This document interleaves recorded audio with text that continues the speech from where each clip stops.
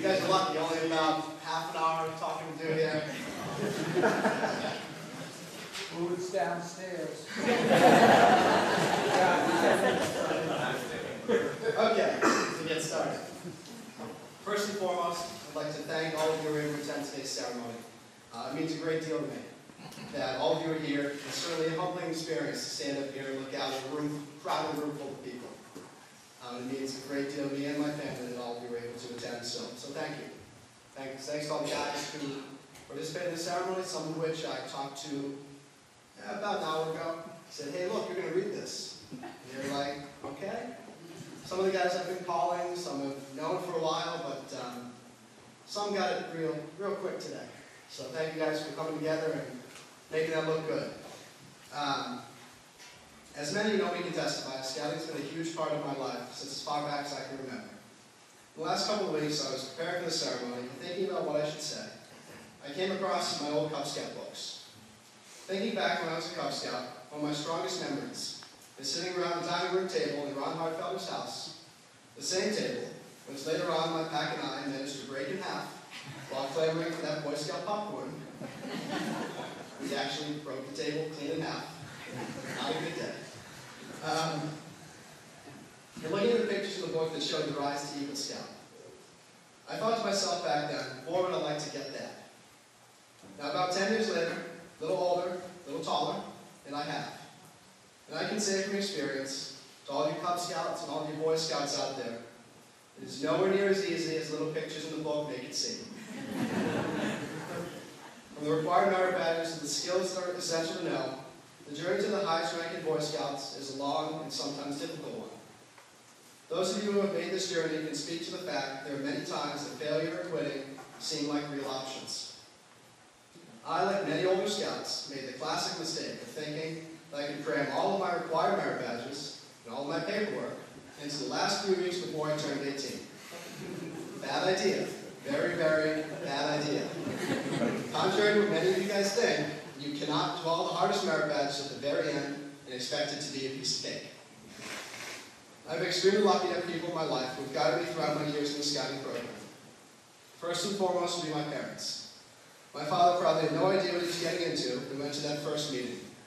No idea how long we would spend building that one Pinewood Derby car, only to end up snapping the entire back half off of it the night before the race, and then proceed to fix it with Gorilla Glue. So thank you, Dad, for going to those meetings and being a part of scouting with me. I would of course be remiss without mentioning my mother. My mother was never involved going to meetings when I was a Cub Scout, but she was there in other ways. Between making sure I had the proper things for a camp out, which still can't get all those things together sometimes, or along with Nana, figuring out where patches of things went in the uniform, she managed to be there a lot. Looking back at my Eagle project and some of my merit badges, I can say with some certainty that there was no way I would have made it without the influence and strong encouragement from my mother.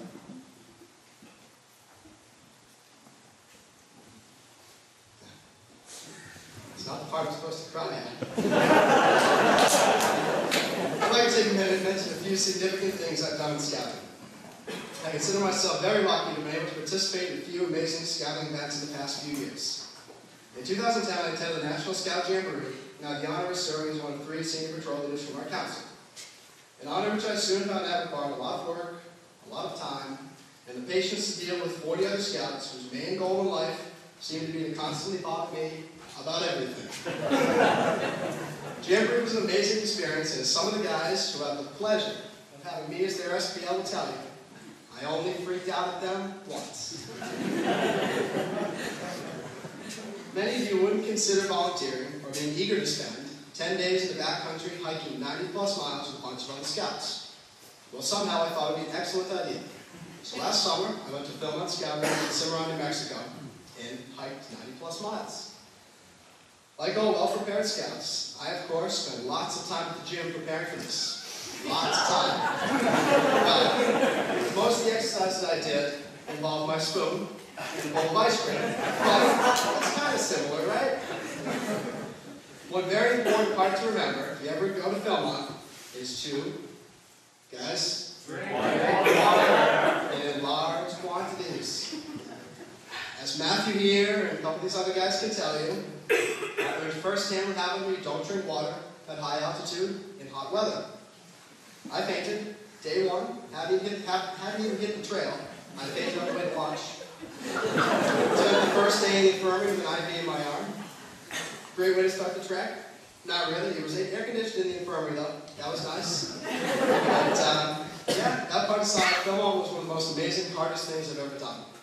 I would say, although Sensei might disagree, it was even harder than my black belt test. Let's take this out. Making your way to the rank of Eagle Scout is not something that is done alone. As many of you who are Eagles yourselves who are familiar with the scouting program know, that included in every Eagle Scout kit is a Eagle Scout mentor pin. This pin is given out at the Eagle Court of Honor to a person in the honoree's life who has been a strong mentor and helped them achieve the rank of Eagle Scout. For me, there are two people that are deserving of this pin. Unfortunately, the kit only comes with one pin. But luckily, you can go to the Scout store, buy a second pin. I have two pins.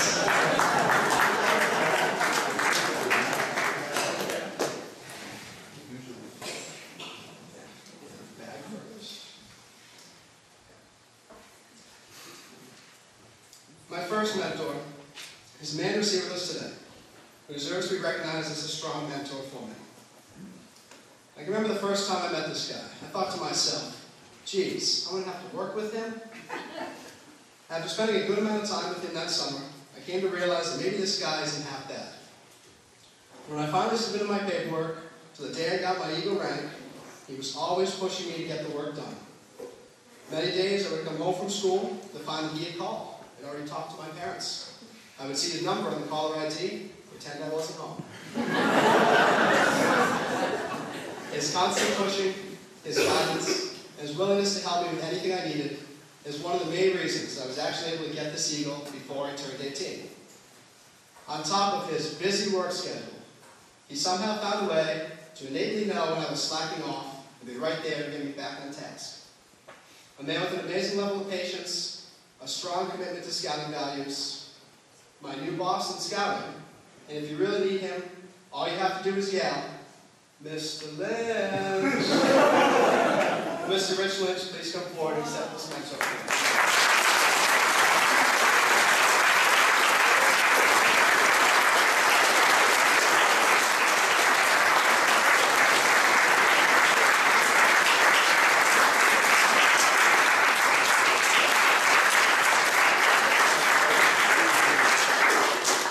So normally this is where the program ends, but I have a second person who needs to be recognized today.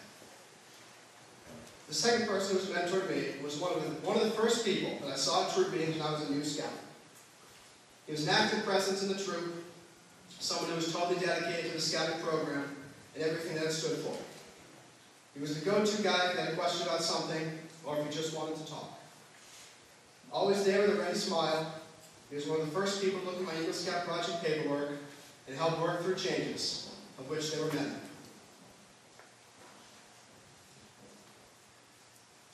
He always wanted the best for me and for everyone else who knew him well. This ceremony and this rank are dedicated to him.